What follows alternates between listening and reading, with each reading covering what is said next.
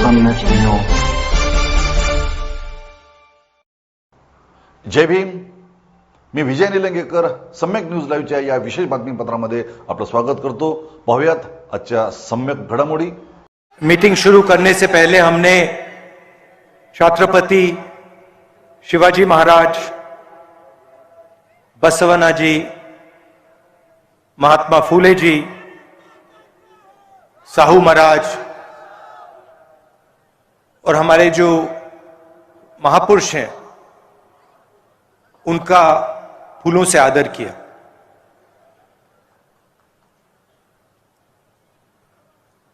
ये जो हमने आदर किया,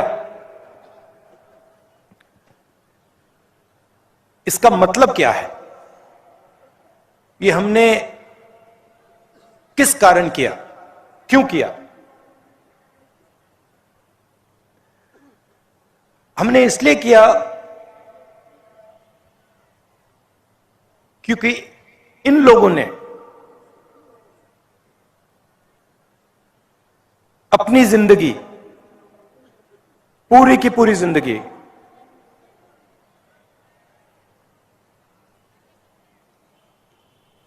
तपस्या तपस्या तपस्या की. इन्होंने और कुछ काम ही नहीं किया. और जब इन्होंने तपस्या की, इनके दिल में जो थोड़ा सा अहंकार था, उस तपस्या ने उस अहंकार को मिटा दिया, खत्म कर दिया, समाप्त कर दिया. और फिर इन महापुरुषों और जनता का जो रिश्ता था,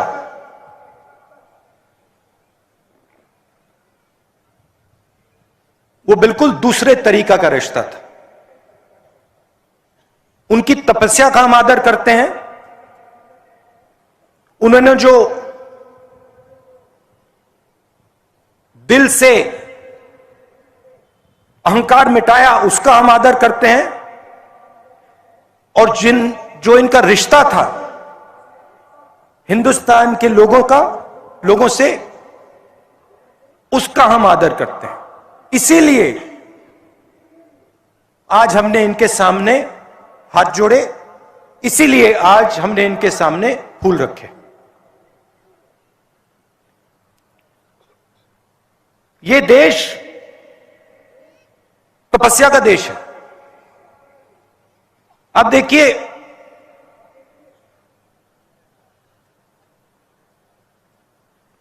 जिनके भी सामने हम हाथ जोड़ते हैं,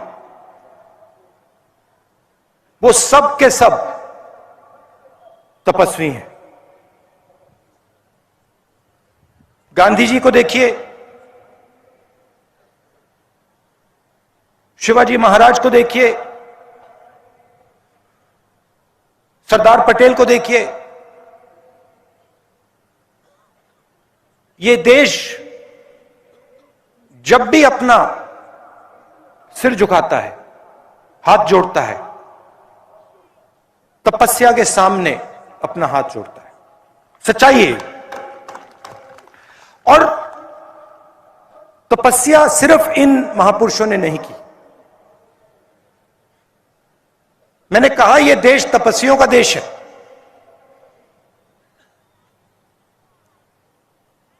इस देश के किसान भी तपस्या करते हैं, दिन भर तपस्या करते हैं. इस देश का मजदूर तपस्या करता है. इस देश का छोटा व्यापारी तपस्या करता है. मगर आज इस देश में उसको तपस्या का फल नहीं मिलता.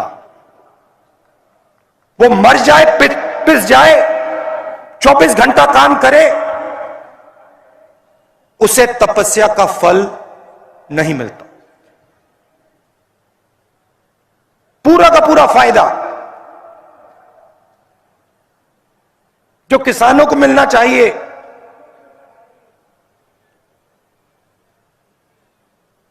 नहीं,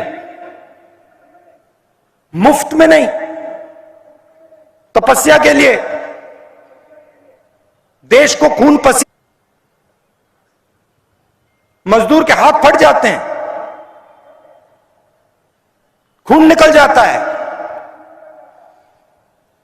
तपस्या का फल नहीं मिलता।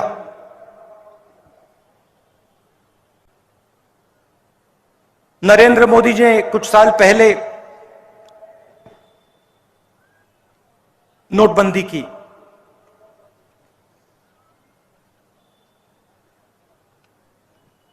आठ बजे रात को कहा,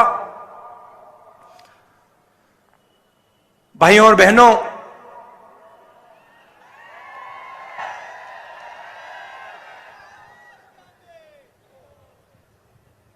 भाइयों और बहनों, मैं 500 रुपए, 1000 रुपए का नोट रद्द कर रहा हूं।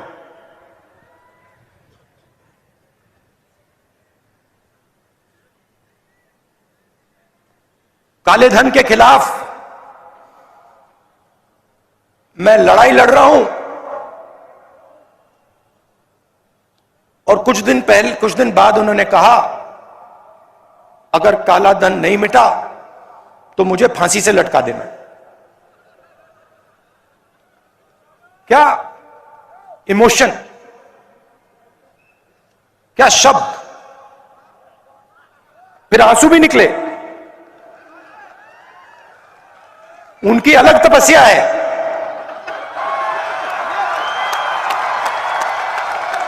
तपस्या है मगर अलग है। वो तो आपको दिखता है आंसू वाली। खैर, नोटबंदी की, गलत जीएसटी लागू की, 5 अलग अलग टैक्स,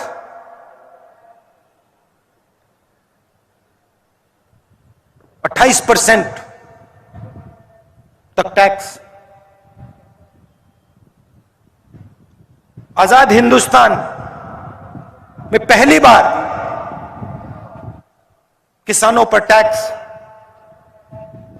फर्टिलाइजर पर टैक्स, उनके औजारों पर टैक्स।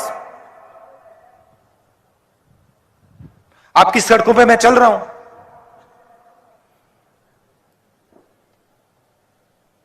लोग कहते हैं 3500 किलोमीटर चल रहे हैं, कोई मतलब नहीं है। यह आप मत सोचो कि मुश्किल काम है, मुश्किल काम नहीं है, आसान काम है। आप यात्रियों से पूछ लो, बैठे हैं वहां पे, बताओ भाई आसान है मुश्किल है?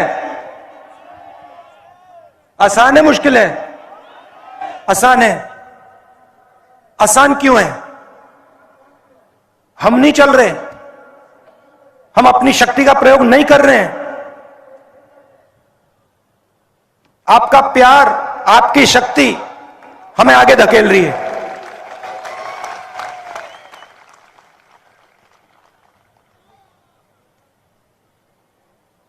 सुबह उठते हैं, आज 6 बजे से हम चल रहे हैं, 8 बज गए, थकान नहीं है। अजीब सी बात है। आप उनसे पूछो, सही बोल रहा हूं ना? बोल रहा हूं ना सही? थकान नहीं है। ये पूछते हैं मुझे, जब मिलते हैं पूछते हैं, राहुल जी ये क्या हो रहा है, हमें थकान क्यों नहीं हो रही? थकान इसलिए नहीं हो रही है कि हिंदुस्तान की शक्ति आपके पीछे है, किसानों की शक्ति आपके पीछे है, मजदूरों की शक्ति आपके पीछे है। कैसे होगी थकान? हो ही नहीं सकती। हम सड़क पे चलते हैं, आपसे मिलते हैं, 7-8 घंटे चलते हैं, किसानों से मिलते हैं, युवाओं से मिलते हैं, मजदूरों से मिलते हैं, स्टूडेंट से मिलते हैं, सबसे मिलते हैं, आपकी बात सुनते हैं, आपका दर्द समझते हैं। मैं अकेला नहीं, ये सब कांग्रेस पार्टी के नेता सब चल रहे हैं, घर कोई नहीं बैठा, घंटों चल रहे हैं। उन्हीं सड़कों पे चल रहे हैं जिन पे आप चलते हो, हवाई जहाज में नहीं, गाड़ी में नहीं, सड़क पे, और आपकी बात सुन रहे हैं। और बहुत समझने को मिल रहा है। आज छोटा सा बच्चा आके मुझसे बात करता है, दो भाई। मैंने पूछा क्या करते हो, क्या करना चाहते हो? पढ़ाई कर रहा हूं। क्या करना चाहते हो? सॉफ्टवेयर इंजीनियर बनना चाहता हूं। स्कूल जाते हो? हां, स्कूल जाता हूं। सपना है सॉफ्टवेयर इंजीनियर बनने का। मैंने गलती से पूछ लिया। मैंने पूछा तुमने कभी कंप्यूटर देखा है? कहता है मैंने कभी कंप्यूटर नहीं देखा। मुझे बुरा लगा। मैंने कहा तुम्हारे स्कूल में कंप्यूटर नहीं है क्या? नहीं, कोई कंप्यूटर नहीं है। क्यों नहीं है कंप्यूटर स्कूल में?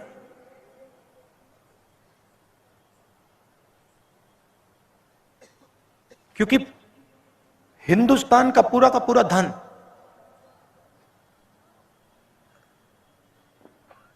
दो तीन उद्योगपतियों के हाथ जा रहा है, इसलिए कंप्यूटर नहीं है स्कूल में।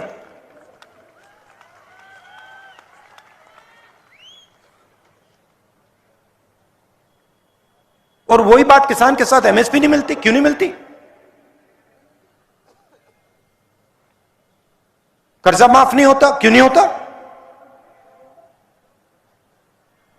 मजदूर भी वही कहता है, मनरेगा का पैसा नहीं मिलता, काम नहीं मिलता। क्यों नहीं मिलता?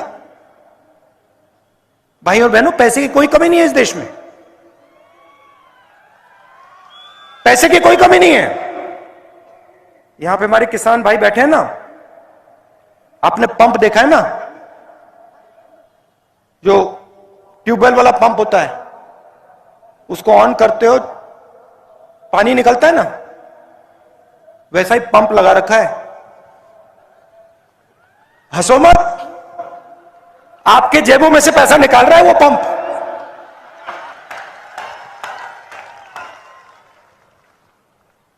उधर बटन दबता है,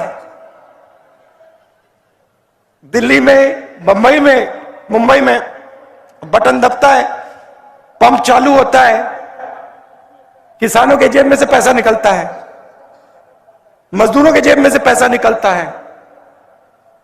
नोटबंदी की, जीएसटी लागू की,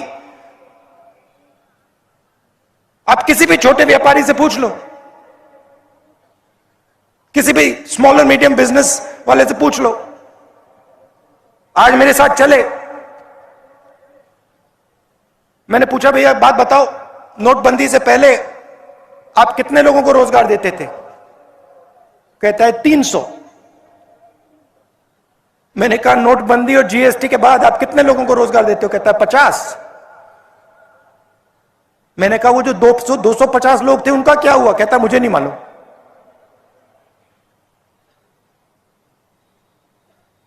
नोटबंदी और जीएसटी ने यह काम किया है। जो हिंदुस्तान की रीढ़ की हड्डी थी, जो रोजगार देती थी, जो छोटे व्यापारी, किसान, स्मॉल और मीडियम बिजनेस जो चलाते हैं, जो लाखों बिजनेसेस हैं, मगर हर एक बिजनेस 300, 400, 500, 1000, 2000, 3000 लोगों को रोजगार देता था, उन सब को खत्म कर दिया।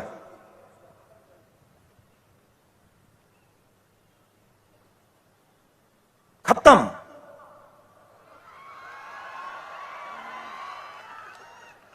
बहाना बनाया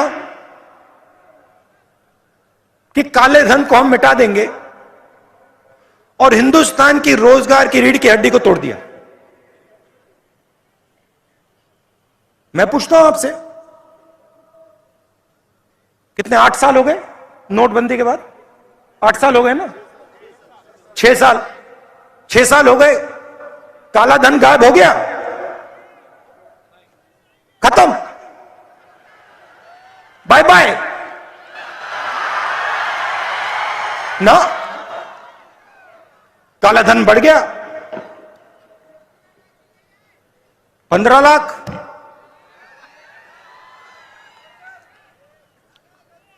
हाँ,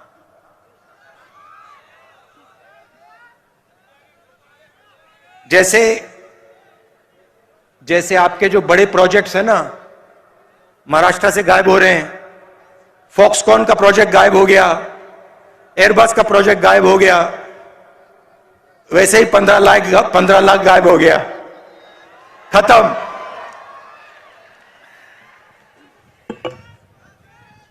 और ये जो इनकी पॉलिसीज हैं, इससे डर फैलता है। आप किसान को एमएसपी ना दो, किसान का कर्जा माफ मत करो, उसको सही रेट ना दो, उसके दिल में भय पैदा होता है। आप युवा से कहो कि देखो, तुम्हें हम रोजगार नहीं देंगे,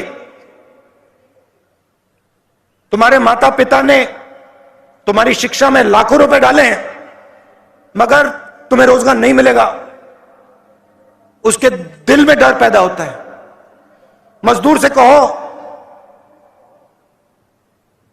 मनरेगा बंद कर देंगे, उसके दिल में डर पैदा होता है।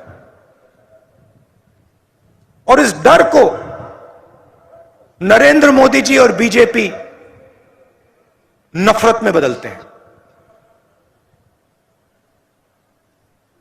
ये काम करते हैं। और इसके खिलाफ, डर के खिलाफ और नफरत के खिलाफ, ये हमने भारत जोड़ो यात्रा शुरू की है।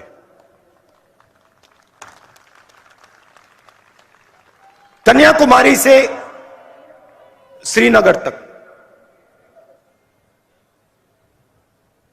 3600 किलोमीटर पैदल। और आप पूछ लो, बहुत मजा आ रहा है सबको, कुछ कष्ट नहीं हो रहा,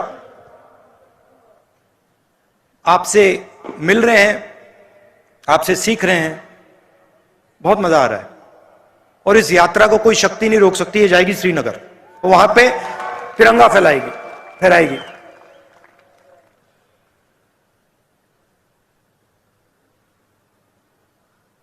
आपने, जैसे मैंने पहले कहा, अपनी पूरी की पूरी शक्ति, पूरा प्यार आपने यात्रा को दे दिया। यात्री चल रहे हैं, मगर लाखों लोग हमारे साथ चल रहे हैं। कन्याकुमारी से लाखों लोग इस यात्रा में शामिल हुए हैं। और आप हमें शक्ति दे रहे हो, हमारी मदद कर रहे हो, इसके लिए मैं आपको दिल से धन्यवाद करना चाहता हूं।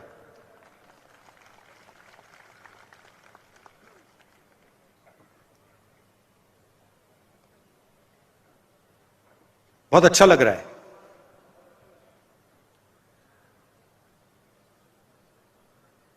बात मेरे दिमाग में आई, पता नहीं कहां से आ गई। बोलूं? शायद नहीं बोलनी चाहिए। बोलूं? थोड़ी कंट्रोवर्शियल हो जाएगी। बोल डालूं? बोल दूं?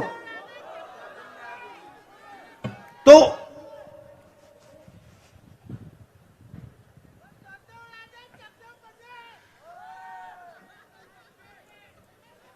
बताता हूं, बोल देता हूं। चलो, मैं केदारनाथ गया एक बार।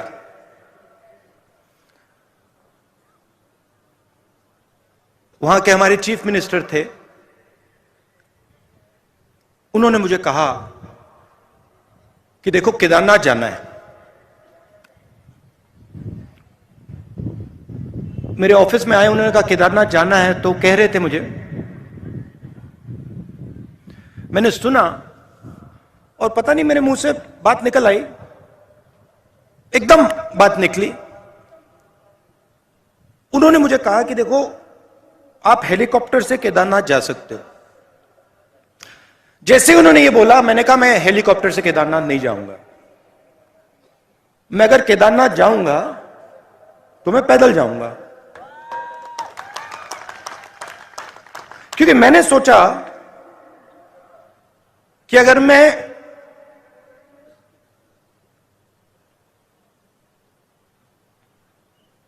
शिव के मंदिर में जा रहा हूं, जो मतलब मैंने तपस्वी की बात की, जो सबसे बड़े तपस्वी थे, अगर मैं उनके घर जा रहा हूं तो हेलीकॉप्टर में जाने का कोई मतलब ही नहीं। मतलब मैं तपस्वी के यहां जा रहा हूं और मैं 15 किलोमीटर तपस्या नहीं कर सकता क्या? तो मैंने कहा देखो मैं जाऊंगा मगर हेलीकॉप्टर लेकर नहीं जाऊंगा, पैदल जाऊंगा। कहते हैं ठीक है। मैं पैदल गया, वहां पे बहुत अच्छा लगा। बड़ी ठंड थी, 16-17 किलोमीटर है, मतलब पता लगता है कि मतलब केदारनाथ जा रहे हैं, पता लगता है। मैं वहां पहुंचा, वहां पे कोई उद्घाटन था। जैसे मैं मंदिर में घुस रहा था, वहां पे एक आरएसएस के नेता मिले।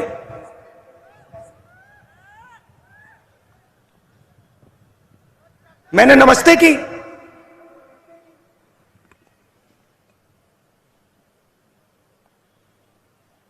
कैसे कहूं, सीधा बोल देता हूं, वजन उनका काफी था, तकरीबन देखो 100 किलो तक था।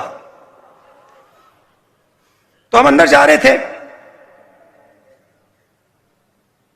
और उनके पास, उनके साइड में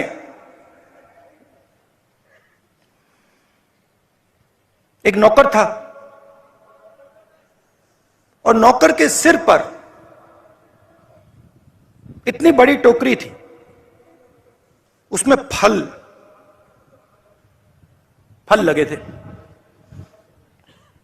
फल थे। मैंने देखा, मैंने कहा सर ये क्या है? कहते हैं ये मैं फल शिव जी के चरणों पे डालने के लिए लाया हूं।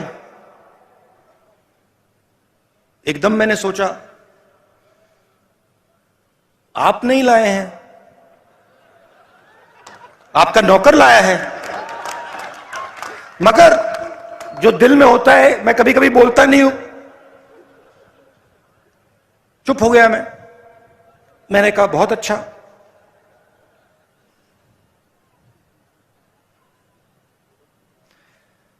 मुझे देखते हैं, कहते हैं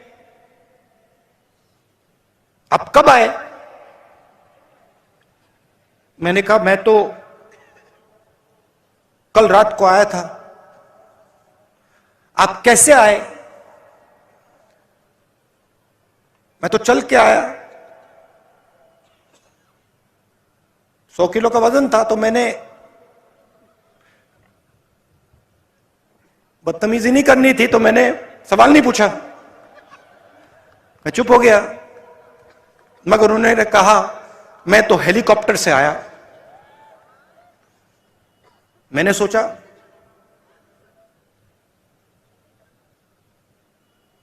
अब आ गया दिमाग में, मैं क्या करूं? मैंने कहा आप सबसे बड़े तपस्वी के घर आए हैं।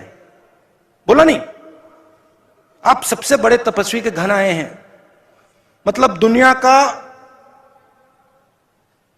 सबसे बड़ा, और उसके घर आप हेलीकॉप्टर से आए। कुछ नहीं कहा, चुप हो गया। चलिए, हम गए, धक्का मुक्की हुई वहां पे।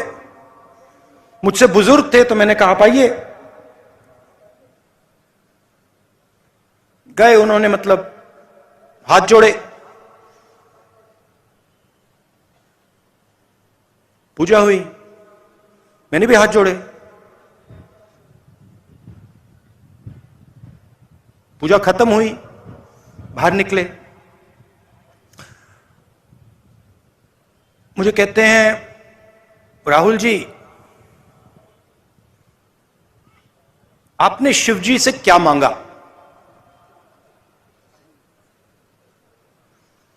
मैं चुप हो गया। मैंने कहा भाई साहब आप बताइए आपने क्या मांगा? मैंने सोचा पहले उनसे पूछ लेता हूं। मुझे कहते हैं राहुल मैंने सेहत मांगी। सेहत मांगी। 100 किलो का वजन,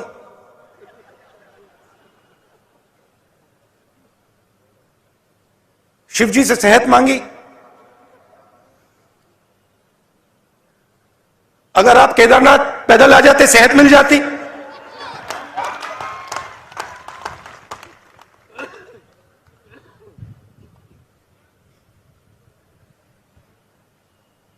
मैंने उसको बताया नहीं। अब मैं आपको बताऊंगा, मगर उसको मैंने नहीं बताया। उसको यह बात शायद समझ ना आती। उनका दूसरा तरीका है, हमारा दूसरा तरीका है। मैंने शिव जी से कुछ नहीं मांगा, कुछ नहीं मांगा। मैं गया, मैंने हाथ जोड़ा और मैंने शिव जी से कहा, शिव जी का धन्यवाद किया कि आपने मुझे रास्ता दिखाया है। यह फर्क है आरएसएस में और कांग्रेस पार्टी में। यह फर्क है गांधी जी में और सावरकर जी में। हम कहते नहीं हैं, हम कर देते हैं।